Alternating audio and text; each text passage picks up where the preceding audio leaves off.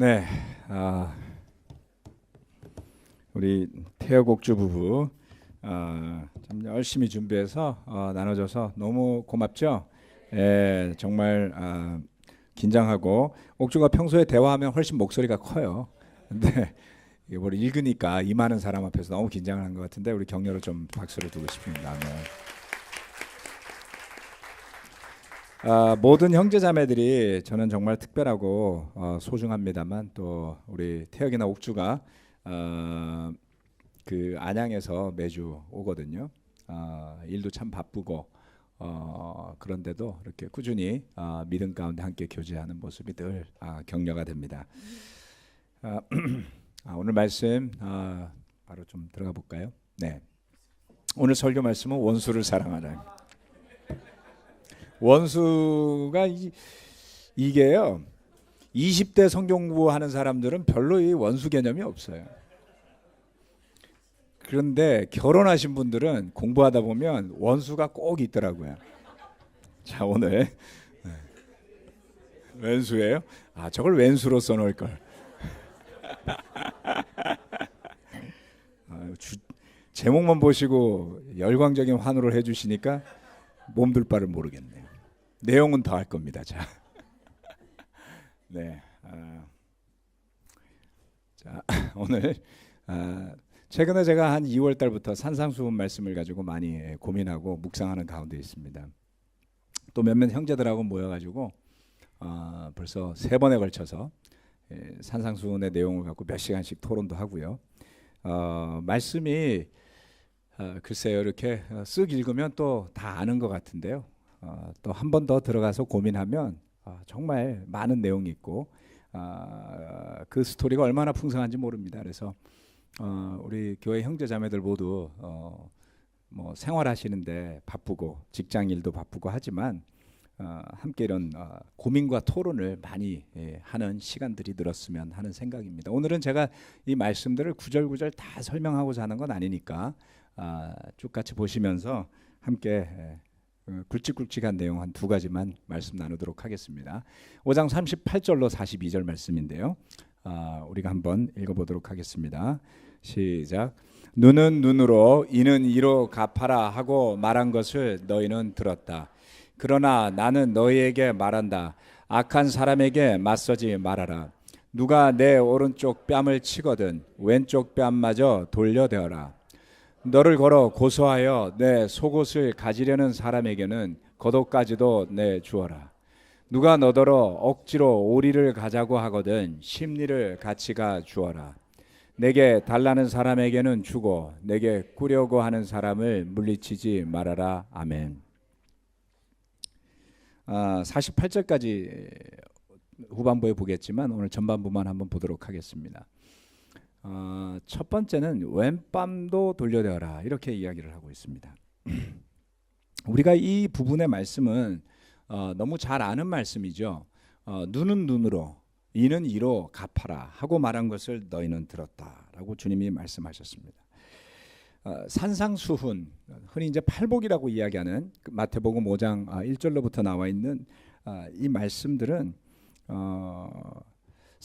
당시의 사람들이 잘 알고 나름 또 법칙으로 삼아왔던 그러한 문제에 대한 것들을 예수님이 좀 새롭게 정의를 내려주시는 것이죠. 구약의 율법을 잘 살펴보면 크게는 2가지입니다. 십계명도 그러한데요.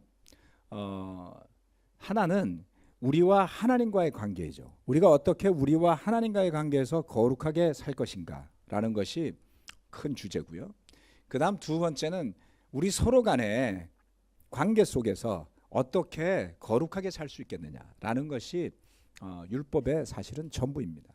그래서 십계명이 보면 5개는 하나님과의 관계에 대한 것들, 그리고 나머지 후반부의 5개는 서로 간의 관계에 대한 것들을 이야기하고 있다라고 볼 수 있고요.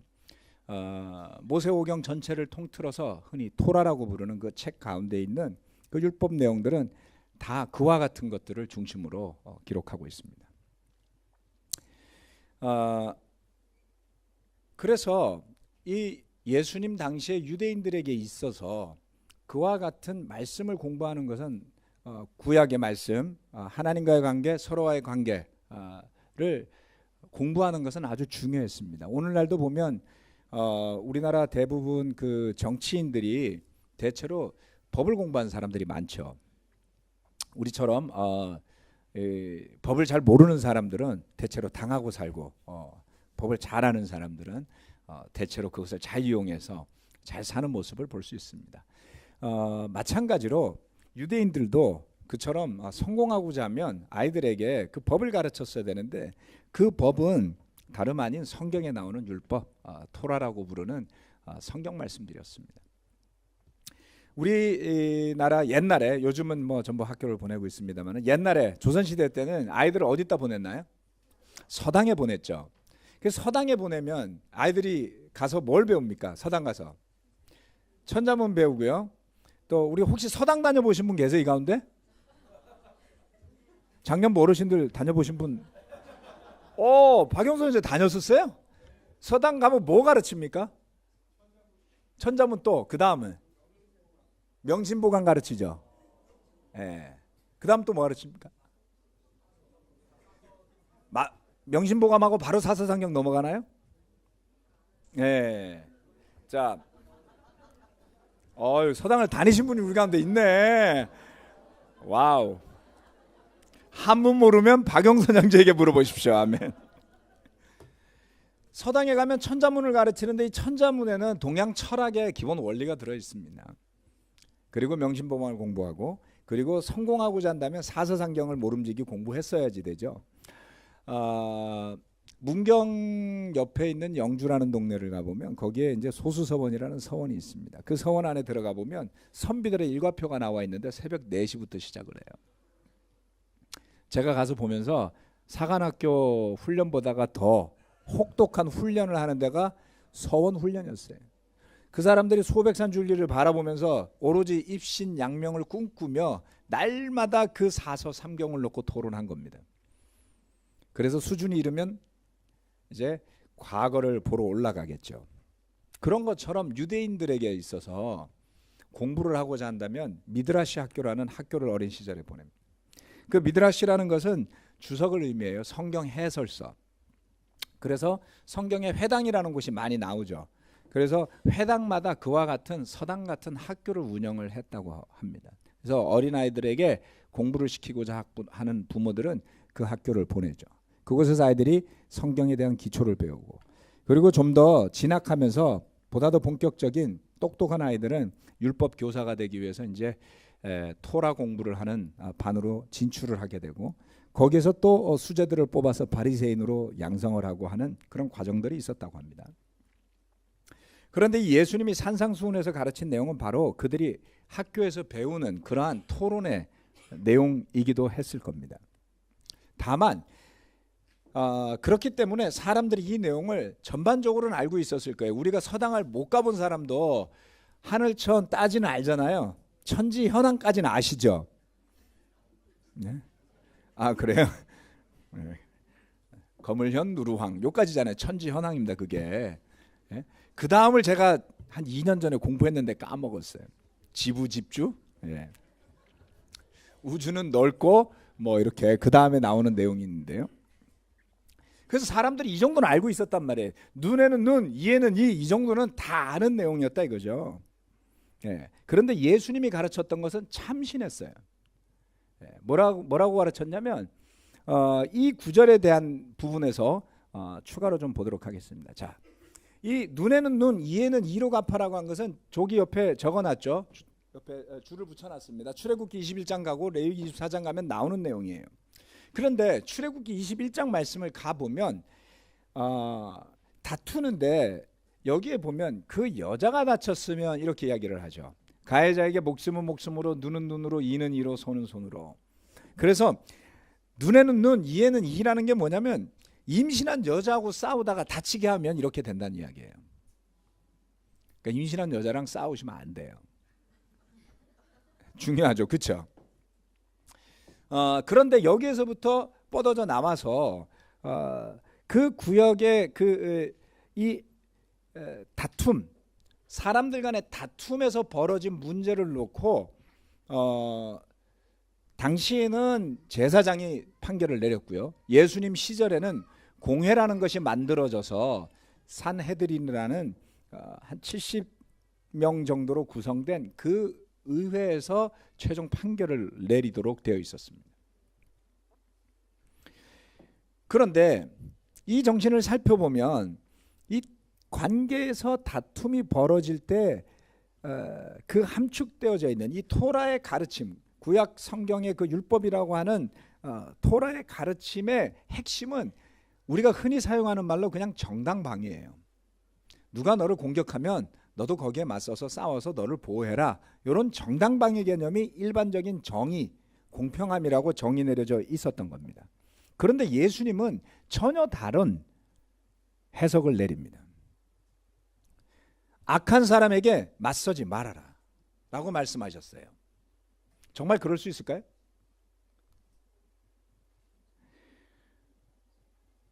집에 들어온 강도와도 맞서지 말라는 걸까요? 나의 목숨을 위협하는 사람과도 맞서지 말고 목숨을 내어주라는 것일까요?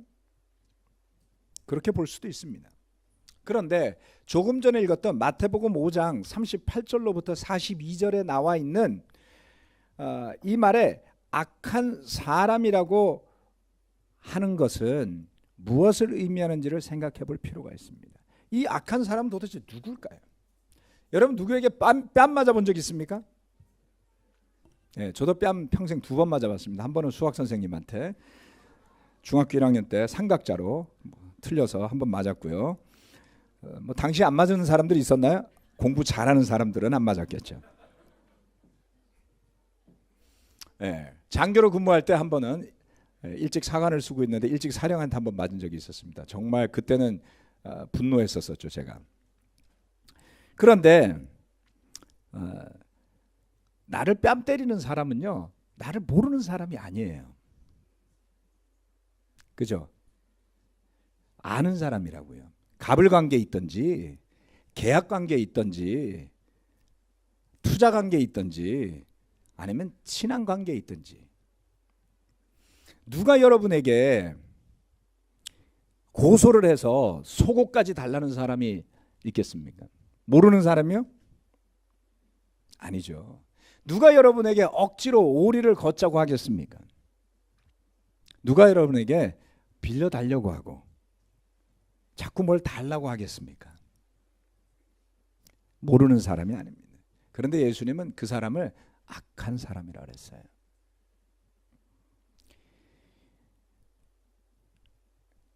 결국 심지어 나중에 나를 박해까지 하는 사람은 누구겠습니까? 잘 알고 지내는 관계 속에 마음이 악하게 굳어진 거죠.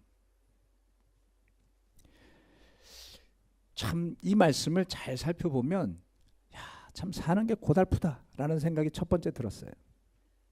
잘 알고 지내다가 왜 뺨을 때리고 그까짓 게 뭐라고 속옷 달라고 고소까지 하고, 그렇죠? 자기 갈 길을 가자고 살기도 바빠 죽겠는데 억지로 가자 그러고 안 가면 태도 가지고. 고달프죠. 살다 보면 이런 일을 겪을 수 있습니다. 또는 이미 여러분들이 겪었는지도 모르겠어요. 거기다가 나중에 48절에 가면 예수님 뭐라 그러시냐면 하나님이 완전하신 같이 너희도 완전하라 이렇게 명령하시거든요. 어떻게 살라고 예수님은 이 말씀을 하셨죠? 뺨을 좌우로 돌려대고 속옷 달라면 겉옷까지 벗어주고 오리 거자면 심리까지 가지고 달라는 거 다 주고. 교회 안 오실 것 같아요, 여러분. 완전하게 이런 걸 해라. 죽으라는 말일까요? 그런 뜻은 아닙니다. 여러분 우리 마음 안에는 늘 갈등이 있죠. 그리고 그런 갈등이 또는 나만 생각하는 그런 생각들이요. 무엇 때문에 남의 뺨을 칠 정도로 분노하게 될까요? 다양한 견해의 차이들입니다. 이권의 차이죠. 그런 견해의 차이가 발생했을 때 우리 모두는 필연적으로 나를 중심으로 생각하고야 많은 이기적인 성향을 가진 존재들입니다. 똑같은 일을 놓고서도 어쩌면 그렇게 말이 다른지 모르겠어요. 그래서 다 자기 편한 대로 생각하다가 상대방과 친한 친구와 또는 동료와 상사와 부하와 생각이 틀어지게 되는 순간부터 분노하게 되죠. 이런 일들, 시각의 차이, 이런 것들이 만들어내는 것이 뺨을 치는 일이에요. 그냥 지나가는 사람이 여러분 뺨치지 않습니다. 물론 요즘 세상이 이상해져 가지고 가끔 그런 사람도 있지만 그런 일로는 상처는 받지는 않죠. 예, 법적으로 해결하면 되니까. 자, 여러분 오른쪽 뺨을 맞았습니다. 어떻게 하시겠습니까? 방법을 몇 가지 제가 제시해 보았습니다.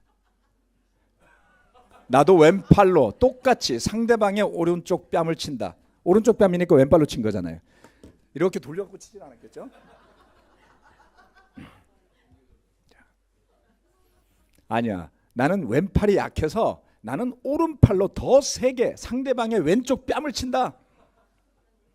오른팔? 네. 세 번째, 도망간다. 질 것 같아서. 네 번째, 스마트폰으로 찍어서 경찰에 고소한다. 왼쪽 뺨도 돌려대고 때리라고 한다. 이 중에 여러분 뭘 선택하시겠어요? 마음으로 생각하세요. 4번.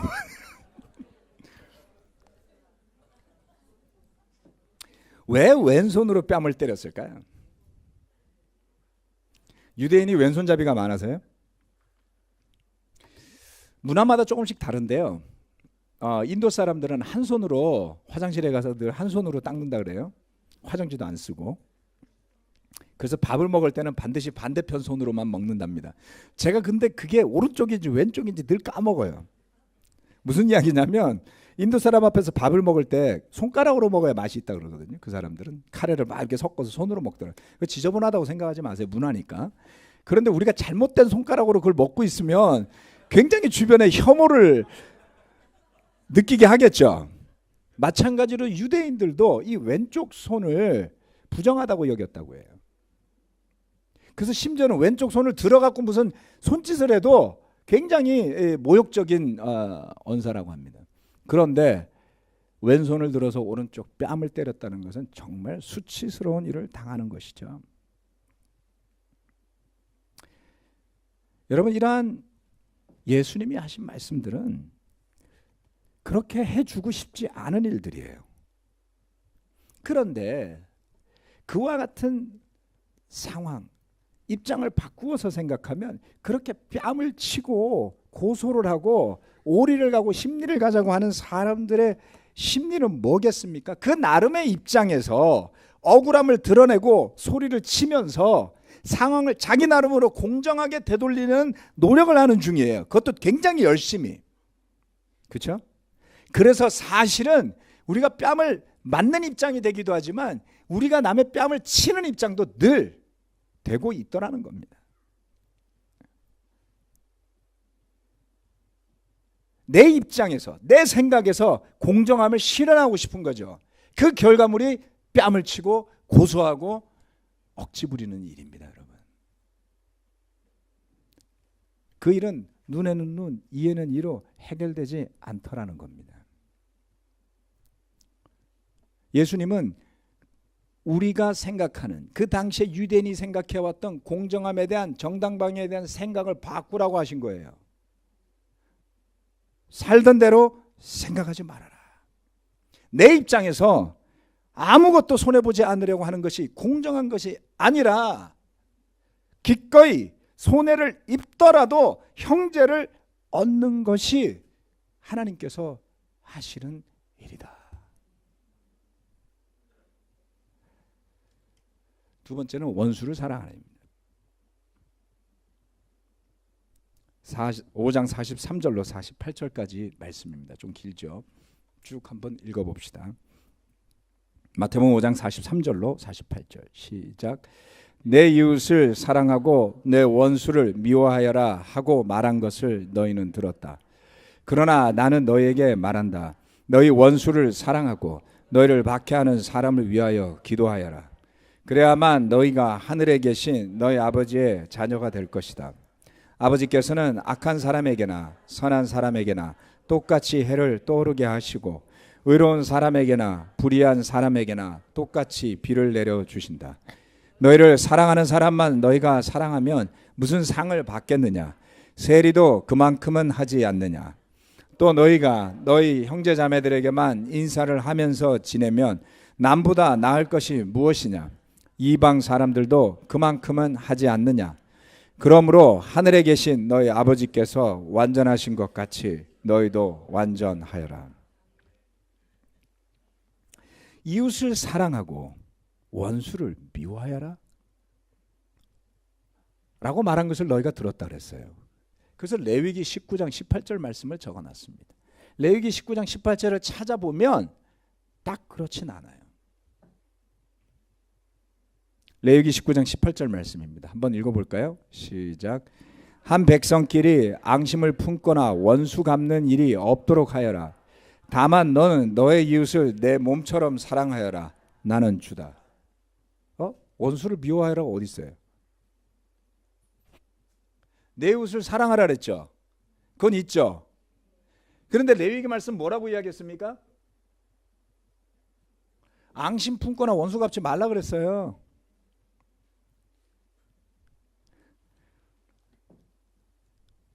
원수를 미워하여라 하는 구절은 성경에 없습니다. 그럼 이건 어디서 나온 걸까요? 다른 데서 나온 거예요. 다른 데서.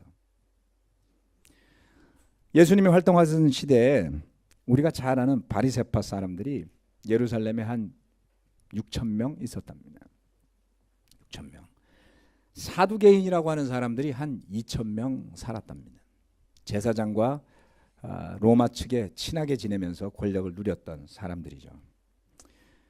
성경에서 언급되지는 않는데 에세네파라고 부르는 사람들이 한 4천여 명 있었답니다. 흔히들 에세네파는 그냥 광야에서만 사는 걸로 생각하는데 그렇지는 않았다 그래요. 그들의 본부가 다마스커스 쪽에 있는 광야 쿰난 동굴 지역에 본부가 만들어져 있었고 그 본부에서 사는 핵심 사제들급에 해당하는 사람들 숫자는 몇백 명에 지나지 않지만 예루살렘에 그들을 추종하는 세력은 한 4천여 명이 살았다래요. 꽤 큰 규모였죠. 그리고 이 사람들은 굉장히 폐쇄적으로 살았다라고 합니다. 사회문서가 발견이 되면서 그들의 규칙들에 대한 것들이 번역되어져서 굉장히 많은 연구들이 행해지고 있습니다. 오늘날까지 한 1,000편 정도의 논문이 나와 있고 해마다 지금은 인터넷이 발달해서 매년 한 100편 정도의 논문이 새로 쓰여지고 있다래요. 사회사본과 관련된 한글로 된 문서들은 많지는 않습니다. 여러분 관심 있으면 찾아보시면 돼요. 그런데 원수를 미워하여라 라고 하는 것은 그 에세네파의 가르침 중에 하나였다고 합니다. 흑백 논리로 사는 사람들이었죠. 이들은 에세네파 공동체 이외의 사람들을 어둠이다 라고 여기면서 원수로 여겨서 미워하라고 하는 것이 당시의 가르침 중에 하나였습니다. 이것은 마치 아주 제 개인적인 견해지만 굳이 비교하자면 예수천당, 불신지옥 이렇게 말하는 굉장한 흑백 논리적인 외침과 비슷합니다. 그런데 그러한 에세네파적인 사고가 그 공동체 생활을 하지 않는 사람에게도 퍼져 있더라는 것이죠. 원수를 미워해라. 원수 갚는 일이 없도록 해라. 앙심을 품지 마라. 이렇게 율법은 이야기하는데도 불구하고 사람들은 원하는 것, 좋은 것을 가지고 가는 거예요. 주님은 그러한 생각들을 바꾸게 하십니다. 이웃을 사랑할 뿐만 아니라 더 나아가서 원수까지 사랑해라. 와우. 이 원수는 누구죠 또? 누가 여러분의 원수입니까? 한 번도 본 적도 없는 사람이 원수가 될 수 있을까요? 그렇지 않습니다. 나에게, 나의 소중한 사람들에게, 나의 이권에 심대한 손해를 끼친 사람들이 원수가 되죠. 또는 가장 쉽게 만나는 원수는 한때 친하게 지내다가 사이가 벌어진 사람들일 수 있습니다. 부부들이 까딱 잘못하면 원수가 돼요. 네. 왼수가 돼요. 네. 오늘 왼수처럼 생각하는 마음이 요만큼이라도 남아있는 남편이나 아내가 있으면 오늘 말씀을 잘 묵상하십시오. 그 똑같이 되갚으려고 생각하시면 똑같아요. 그렇죠? 서로를 불쌍히 여길 줄 알고 나도 죄인임을 인정하면 용서가 좀 더 쉽지 않습니까? 나는 하나도 잘못한 것 없이 생각하고 부부가 꼭 똑같아야 된다라고 생각하시면 문제가 있어요. 하나도 지지 않으려고 하면 부부관계가 그 앞으로 나가지 않습니다. 조금만 다투고 나면 당장 이혼하자 뭐 이런 생각을 막 떠올리는 정도에 머물러 있는 부부들도 있을지도 몰라요. 그 단계는 반드시 벗어나셔야지 돼요. 아직 뭔가 부족한 걸 이야기하는 겁니다. 이번 여름에 수련회 꼭 오시도록 권해드리겠습니다. 그런 분들은. 또는 주변에 그런 분들 많을 겁니다. 결혼관계를 유지하고 살지만 요만큼만 기분 나빠지면 당장 헤어져, 또는 각방을 쓴다든가, 또는 법적으로 나누진 않았어도 따로 산다든가, 이런 부부들이 우리 주변에 너무나 많죠. 예, 그런 사람들 전부 여름 수련회 오라고 하십시오. 그런데 이와 같이 원수 맺는 일들이요, 바로 이런 것들이 공동체를 무너뜨리는 일들입니다. 꼬여진 관계를 풀지 못하고 원수를 만들고 심지어는 더 나아가서 앙심을 품거나 그 원수를 갚는 일을 하는 공동체가 어떻게 유지되겠어요? 부부가 서로 원수 갚으려고 살면 얼마나 무섭겠습니까, 여러분, 집안이. 그렇죠? 완전한 용서가 이루어지지 않는다면, 완전한 화해가 이루어지지 않는다면 그만한 지옥이 없겠죠. 우리 사회는 아주 짧은 시간에 엄청난 성과들을 만들어 온 나라입니다. 경제적으로, 정치적으로 여러 가지로 그렇습니다. 그런데 그와 같은 가시적인 성과만 만들어낸 것이 아니라 사회 전반에 내재되어 있는 엄청난 이기심, 경쟁심, 그것 또한 유례를 찾아볼 수 없을 정도로 강력해요. 그래서 엄청난 스트레스와 관계의 문제들을 이 압축된 경제적 발전을 하는 동안에, 민주주의의 발전을 하는 동안에 우리가 그것을 해결하지 못한 채 양산해 왔다라는 것이 대다수의 학자들의 견해이기도 합니다. 사회 현상을 보면 그렇지 않습니까? 그런데 우리 형제자매들이라고 해서 예외가 될 수가 없습니다. 여러분들 또한 그와 같은 경쟁의 틈바구니 속에 살아왔죠. 알게 모르게 그 가치가 여러분의 머릿속에 잠겨 있다가 자녀가 중학교 갈 때쯤 해서 부활하는 거예요. 그 전까지는 잘 몰라요. 대학 입시를 앞두고 있으면 막 그 애고가 꿈틀대면서 어쩔 줄 몰라 하며 기어 나옵니다. 남들보다 뒤처지면은 죽을 것 같은 불안함 속에서 공부를 하고 회사를 다녀야 하나요? 평화를 어디에서 찾아볼 수 있겠습니까, 여러분? 화해와 용서를 어디에서 찾을 수 있겠습니까? 모든 사람들이 공정과 정의를 외치는데 그 공정과 정의는 눈에는 눈, 이에는 이, 심지어는 그보다 더해요. 내 눈을 치면 나는 너의 목숨을 뺏겠다라는 것이 많은 사람들이 생각하는 공정함이에요. 제각각의 목소리에 불과할 뿐 치유와 용서가 있는 진정한 하나님의 공정과 정의를 찾기 어렵습니다. 잘 먹고 잘 살지만 병들었어요. 그렇지 않나요?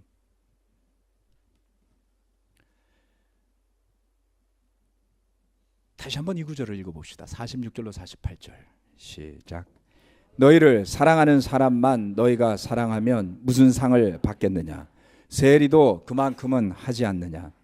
또 너희가 너희 형제 자매들에게만 인사를 하면서 지내면 남보다 나을 것이 무엇이냐? 이방 사람들도 그만큼은 하지 않느냐? 그러므로 하늘에 계신 너희 아버지께서 완전하신 것 같이 너희도 완전하여라. 예수님이 가르치는 그 사랑은 공동체 안에서만 한정되는, 또는 가족 안에서만 한정되는, 또는 나 자신에게만 한정되는 그러한 사랑이 아니었습니다. 그것은 확장된 사랑이었습니다. 나를 벗어나고 가족을 벗어나고 내가 속한 그 믿음의 공동체를 심지어는 벗어나서 온 세상의 이웃을 향해서 뻗어 나갈 수 있는 그러한 사랑이었죠. 공부를 하면 할수록 한 2011년, 12년쯤 돼서 저는 정말 많이 지쳐 있었습니다. 그리고 성경을 보면 볼수록 우리 교회와 제 자신을 바라보면 바라볼수록 바리새파와 너무 닮아 있다고 느꼈어요. 그런데 요즘 공부를 하다 보니 바리새파만 닮은 게 아니라 이거 에세네파도 닮아 있어요. 엑기스만 뽑아가지고. 우리 또한 폐쇄적인 때가 있지 않았습니까? 생각이 폐쇄적이 될수록 원수를 만들어요. 벗어나지 못하죠. 그런데 주님께서 어떻게 하셨습니까? 이 모든 일들을 몸소 행하셔요. 사람들이 생각하는 공정한 방식이 아니라 가장 억울한 그리고 가장 고통스러운 방법으로 그는 하나님께서 원하시는 그 완전함이 무엇인지, 하나님이 원하시는 원수를 갚지 않고 원수를 사랑함이 무엇인지를 주님이 보여주시지 않았나요? 그 사랑이 없었더라면 우리가 무슨 수로 사랑을 일이라도 이해할 수 있었겠습니까? 그것을 우리가 믿었기 때문에 죄사함을 받은 것이지, 그것을 알고 행해서 의로운 사람으로 변한 것일까요? 천만의 말씀입니다, 여러분. 우리 형제, 자매들에게만 인사하면서 지낼 것이 아니라 타인이라 할지라도 먼 이웃이라 할지라도 예수님의 말씀을 가지고 갈 수 있어야 되겠죠. 주님은 이렇게 말씀하셨어요. 팔복의 마지막입니다. 너희가 나 때문에 모욕을 당하고 박해를 받고 터무니없는 말로 온갖 비난을 받으면 복이 있다. 아멘.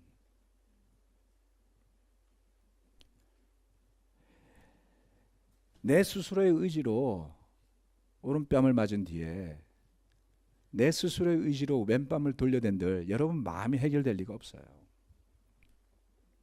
그것은 그러한 행동을 이야기하는 것이 아닙니다. 여러분의 마음의 진정한 변화요.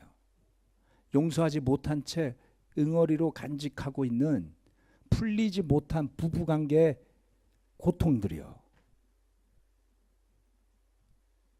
서로 간의 관계 속에서 풀어내지 못한 어딘가에 나의 잠재의식 속에 잠겨있는 원수 갚는 일이 있다면 주님 앞에 고백하시고 드러내시고 형제 자매들과 더불어 나누시고 벗어나시기를 권하고 싶습니다. 전들 오른뺨을 맞고 왼뺨을 돌려댈 만한 성품의 소유자이겠습니까? 그렇지 않습니다. 그러나 이러한 말씀들을 읽고 묵상할 때 그 찔림만으로도 우리는 이미 다른 사람이 아닐까요? 이 말씀이 우리의 머리를 맴돌 때 누군가를 미워하고 싶고 누군가를 무시하고 싶고 누군가를 저주하고 싶을 때 이 말씀이 나의 마음속에 맴돌아서 양심의 갈등을 일으키게 한다면 이미 그것이 주님의 능력이 내 안에 역사함을 보여주는 것 아니겠습니까? 만약 여러분이 제자라고 스스로 이야기하고 살아오는데 누군가를 자유롭게 미워하고 있다면 두려워하셔야지 됩니다. 성령이 살아 계신 걸까요? 만약 보복을 행하고 있다면 더 두려워하셔야 됩니다. 양심의 갈등조차 느껴지지 않을 만큼 악하게 자신의 길로만 달려갔다면,